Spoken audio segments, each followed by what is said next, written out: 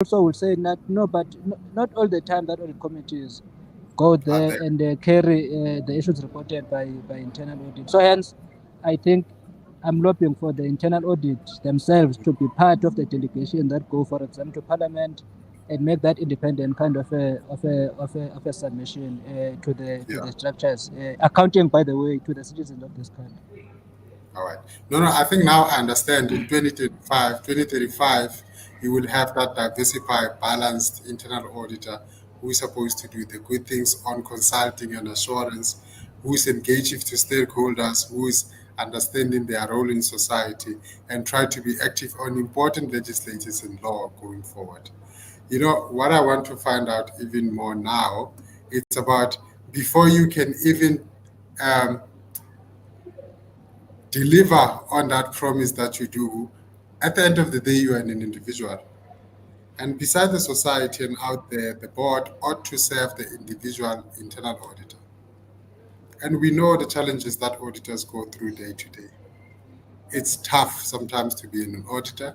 The pressures that we are under, performing our work, the pressures that we have sometimes above from the audit committee, whether they understand what they're doing or not, we still get this pressure there, the pressure from management. We are all around a lot of pressures that are circling us. Sometimes you get pressures from your own CAE, who's doing their own things. You get your pressures from your subordinate. There must be a way, a system that we can be able to prepare the internal auditor themselves to be in a position to deliver that 2035 value. Do you think that there's still some few things that ought to be done on individual internal auditors by the board, by the institute, trying to understand the current challenges that are happening there and what is it that they are doing to prepare them, auditors, for that future eventuality that you mentioned? Is there something that ought to be done, something that needs to be recognized? I think there was a point where we spoken about certifications and experience and so forth. Is there a particular motions that we ought to drive going forward to say this is what we expect from you as an individual internal auditor to be able to achieve the 2035 vision that you have sort of gave to us? Yes, no, I think I'll answer your question in two ways. The first one, by the way, because I don't think that we must throw all the challenges up, right? Hmm. Uh, you see, to the board. We must also play our part where we serve. For example, where I am, I'm done with this thing called training plan. I have what is called the certification plan, right? Hmm. Where I am. So meaning each and every internal audit must undergo a certain kind of a certification. It's compulsory, and we pay for everything as an organization, right? And through the engagements that I had with the leadership of the institution and the audit and risk committee, there is a proposition that I must expand beyond the certification, but I must prepare those auditors to be in a leadership and management kind of a positions, meaning there's a systematic kind of a process that we ought to follow so that we build this individual so that it becomes a confident internal auditor. It becomes an internal auditor who, by the way, does not really audit whether the policy is signed or not, but they provide insights to the organization. I think it's the first part that I think we may really need to think about. Res- resources allowing. In my internal audit function, Bukang, the operational expenditure, 70% or so, I make a point that it goes with the development of auditors. But in terms of the board, I know that our institute is very active in terms of soliciting the views of the members. For example, the challenges that members may be facing, the issues of, for example, deploying the surveys and all that. And I think those surveys, I believe that they're not only deployed for the sake of being deployed, but those are the surveys that must be able to provide critical insights in terms of the experiences of the internal auditors in their when they're practicing this important professional kind of a service that we must protect. Where, for example, we have an indication that there's a one issue that is becoming a general issue. I think there ought to be a kind of intervention, and that intervention, I cannot tell you sitting here. I said to you, I'm not a kind of a person that come up with the populist solutions. I'm the kind of person that ought to understand what is it that is a challenge, and how to then begin to deploy a solution that is going to eliminate permanently this challenge. Because it's very easy to deploy a solution that eliminates the consequence and then leave the challenge as it was. So now, what I'm trying to say is that out of those surveys, maybe there ought to be a very clear plan that is developed, and that plan is engaged with the members, so that members they also provide their inputs, and then once that plan is get endorsement by the broader members of the institute. I'm not advocating that we're going to sit in one room and then agree on the plan. There are a lot of other kind of propositions that can be there. Kind of, for example, you can even send the draft, as we did, by the way, when we had the standards, the amendments made to the standards, and then once you consolidate that, you know that it's a plan of action. But that plan of action must not be the plan of action of the board. It's a plan of action that we must continuously, when we find an opportunity to meet, account as to how far we are in terms of resolving the challenges that are experienced by internal auditors. Yeah. You know what? Before, it looks like time is going very fast, but now I want us to move to the things that work now. There are things definitely that can't be all doom and gloom at the same time. There must be some things that the board is doing now, particularly internal audit, that you think should be polished further, should be maintained going forward. Can you give me an example or two for that? This time, just for at the summarized Reader's Digest. If you can scratch the airtime, my man, you know what is Reader's Digest. Okay. That version, yeah. No, I think our board, first and foremost, they recognize excellence. Mhm, It's a good thing. Recognition is a good thing, and I think must also reward excellence, right? mhm, I believe that our board communicates with the members in different platforms.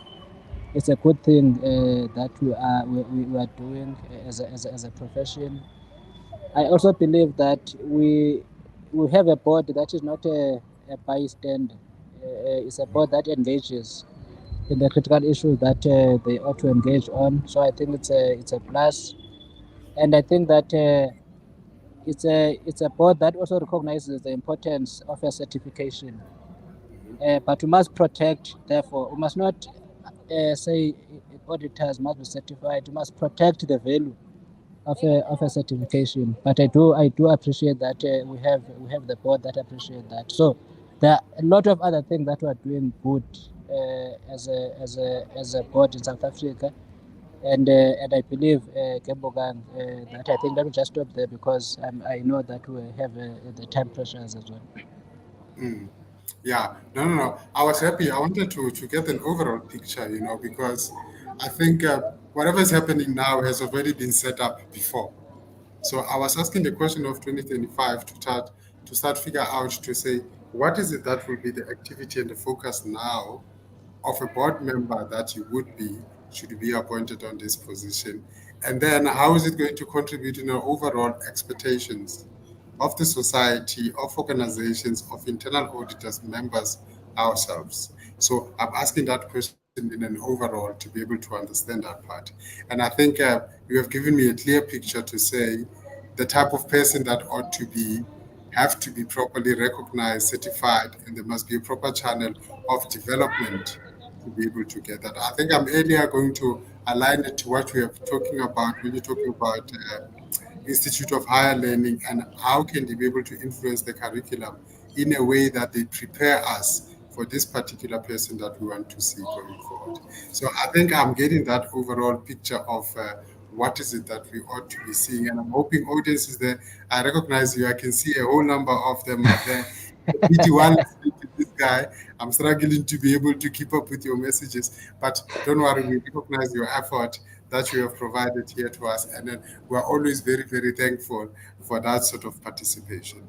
But now I want to give you the last one, Mr. Nyanyiso, before we could be able to wrap this one up with properly.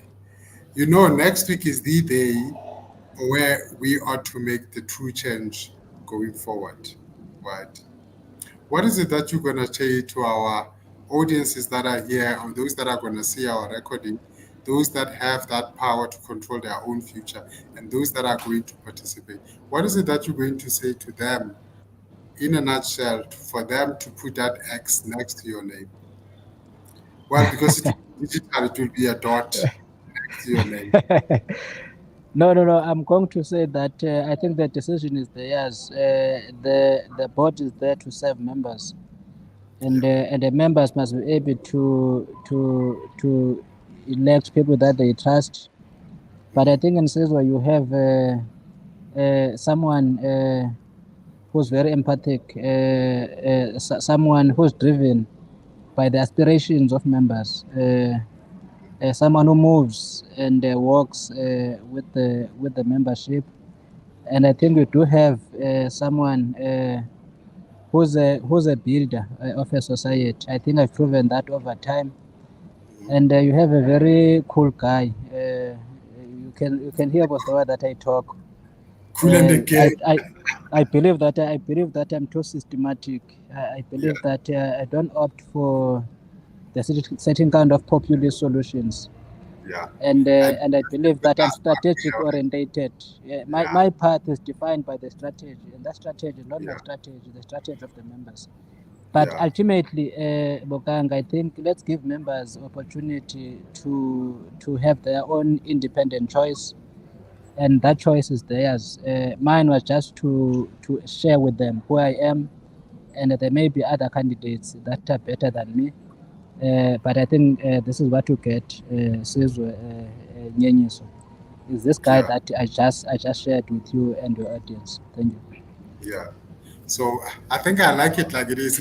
In fact, I like the fact that you give me power on my vote. I do what I do, whatever I decide to decide. Whether it's right or wrong, at least I'm acting. Right. So I want to appeal to you, members, as I thank Caesar for his time that he's given us, trying to explore himself and try to give us an opportunity, like he said, to be able to know who is he and is he worthy of our vote or not. I think when it gets to making choices, I always say those that don't vote and sit in the middle, don't even be able to blame anything when things go south, because by the time that you are sitting and not making a choice, you are actually encouraging wrong things from happening. Because if you're neutral, it's not going to benefit any of us. The only benefit that is going to give are those that want to steal your power and control it towards a particular session. So we had Sizwe, we had a great time with him. In 10 days' time, we will have an opportunity to see his name there and do the right choice. Whether you vote for him or not, please at least come to the party and try to be able to vote, because as internal auditors, as a collective, like Caesar have said, we have to take control of the mandate. We need to prepare ourselves, guard ourselves, be in unison, and be able to provide a clear mandate of what is it that we want to see about our future, about our own corporate institution that we call internal audit. But members, thank you for the time. The hour goes quickly when you are talking to this guy. I was even thinking of other thousand things that I wanted to ask you. I'm going to talk to the producer. Give me that man's number. I want to call him and ask him 1,000 more questions. But you know what? Thank you very much, Mr. Sizwe, for your candidacy. And personally, I wish you all the best on the era that is coming. I'm quite sure, members, those that are not going to get an opportunity to attend an AGM on the 7th, please find somebody that you can trust to be able to share that proxy with, and make sure that that person comes and go to the actual AGM to put the mark where it is necessary. There are a number of resolutions, I'm sure, if you have updated your profile on the IASA website, you will be able to get all of those things. Pastor Cesar, thank you very much for your time as usual, sir. Audiences, you've Thank you. always have been beautiful, and please join us in the future when we are going to discuss any other further thing. And I think I'm getting now expired, but with that time, thank you extremely. Thank you. Cheers, cheers.